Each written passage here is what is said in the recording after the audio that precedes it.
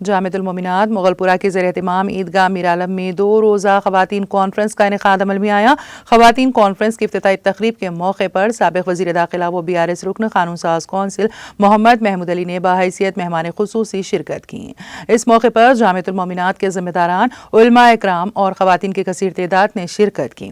اس موقع پر جامعۃ المومنات کی جانب سے سابق وزیر داخلہ محمد محمود علی کو ایک مومنٹو بھی پیش کیا گیا۔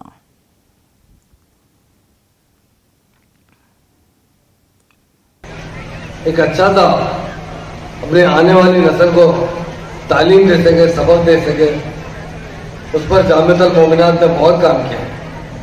آج 2 روزہ کانفرنس منعقد ہوئی اور ہر سال بھی ہوتی ہے۔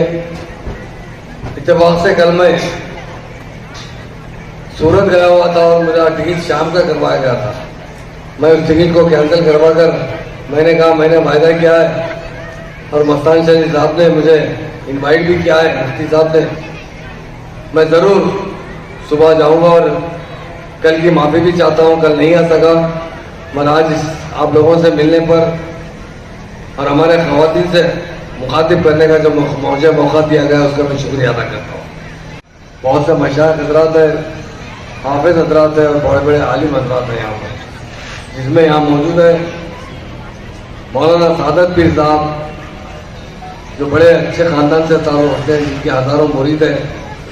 ابھی آپ کس سے مخاطب کیے ہمارے طارق انصاری صاحب، جو مائنرٹی کمیشن چیئرمین ہیں، جناب مولانا شاہ محمد مظہر الدین حسینی صاحب، اور ابھی ہمارے حافظ و مولانا مظفر حسین صاحب نے مخاطب فرمایا، بہت اچھی بات بتائی ہوگی۔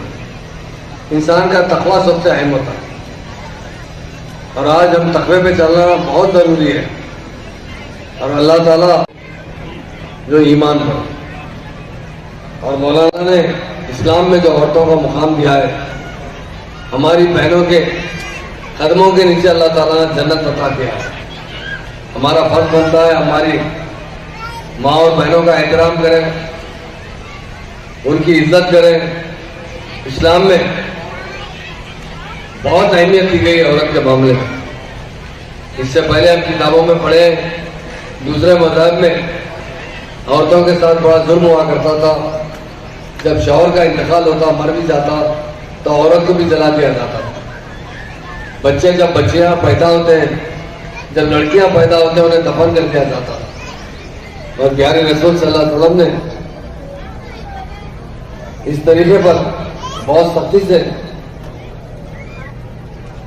پابندی لگاتے ہوئے عورتوں کو جو حقوق دیا گیا ہے، وہاں پر خواتین کی اصلاحی معاشرہ اور خاص طور سے خواتین کو دینی معلومات، دینی تعلیم قابل بنانے کی کوشش کر رہے ہیں۔ تو مجھے فخر کے ساتھ کہتا ہوں، اور مجھے خوشی بھی ہوتی ہے جب میں جامعۃ المومنات کو کئی بار آیا ہوں، ایسی بات نہیں۔ دنیا میں لوگ اچھا کام بھی کرتے ہیں تو بولنے والے کچھ بولتے ہیں، مگر مفتی صاحب کا نام تو ہمیشہ بغیر کسی کانٹروورسی کے لوگوں کے دلوں میں بسا ہے۔ ہمارے ساتھ برسوں کام کیے ہیں۔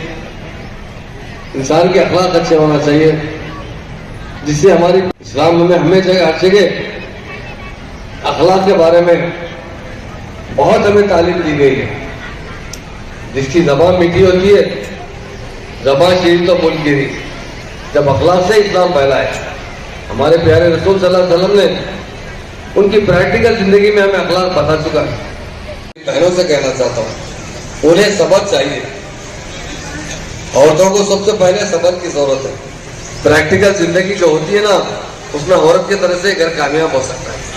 عورت کا صبر ہو سکتا، مرد آدمی بھی کچھ پیار بھی کرتے ہیں، اور اسلام میں شوہر سے جو احکامات دیے گئے، اپنی بیوی سے بڑی محبت سے پیش آئے، بڑی اخلاق سے پیش آئے۔ جب بھی باہر جاتے ہیں تو کہہ کر جائیں، جب آتے ہیں تو ہم بھی باہر تک کر آتے ہیں۔ عورتیں ہم سے زیادہ کام کرتی ہیں، بچوں کی پرورش کرتی ہیں، پکاتی ہے، گھر کے صاف صفائی کرتی ہے، ان سے بااخلاق طریقے سے پیش آئے۔ عورتوں پر بھی یہ ذمہ داری ہے کہ شوہر باہر سے آتا ہے، تک تکا کر آتا ہے، वहीं मुलाजिमत करता है तो मालिक फैक्ट्री हो या कंपनी हो उसके दबाव पड़ता है, काम का दबाव रहता है, तो शौहर जब आता है तो साथ बाखलाक पेश है।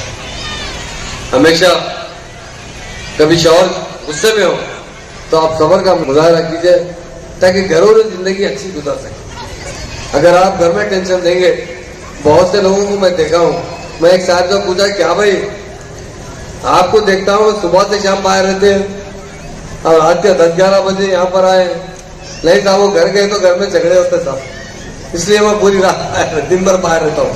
अरे दिन में तो बाहर रहता, रात को तो जाओ। तो इसलिए मेरी बहनों से कहता हूँ बहुत सब्र अगर चाहिए तो औरतों को बहुत बड़ा सब्र चाहिए। हम माली का काम करते हैं, मजदूरी करते हैं, उन अपने बच्चों को पढ़ाने के लिए अच्छे स्कूल में दाखिला दिलाना मुश्किल होता है, उनकी फीस भरना मुश्किल होता है, बच्चों को लेकर स्कूल तक छोड़ना वापस लाना मुश्किल होता है। उन्होंने तेलंगाना बनने के बाद इमीडिएट 2 साल में 204 रेजिडेंशियल स्कूल खोले थे। उसके साथ खवातीन के लिए भी उन्होंने कहा कि खवातीन को भी तालीम देना जरूरी है। उस महफिल में बहुत से लोग थे, बाद लोगों ने तो इतराज किया कि खवातीन बुर्के में रहते हैं, घर में रहते हैं। हमारे सीएम साहब ने कहा यकीनन हम बुर्के का एहतराम करते हैं, जरूर बुर्के में आए, बुर्के में तालीम हासिल करें। तो हजारों की तादाद में लड़कियां भी हमारे पास तालीम हासिल करते हैं और उन्हें अच्छी तालीम दी जाती है। उन रेजिडेंशियल स्कूल में नमाजों का एहतमाम किया जाता है, दीनी तालीम भी दी जाती है। जब मसला आया दीनी तालीम का, कुछ लोगों ने इतराज किया जिसमें गैर मुस्लिम लोग बहुत थे। उन्होंने कहा कि ये गवर्नमेंट के स्कूल है, वो तो घर में देना चाहिए। तो हमारे सीएम साहब ने कहा कि बच्चे 24 घंटे हमारे पास रहते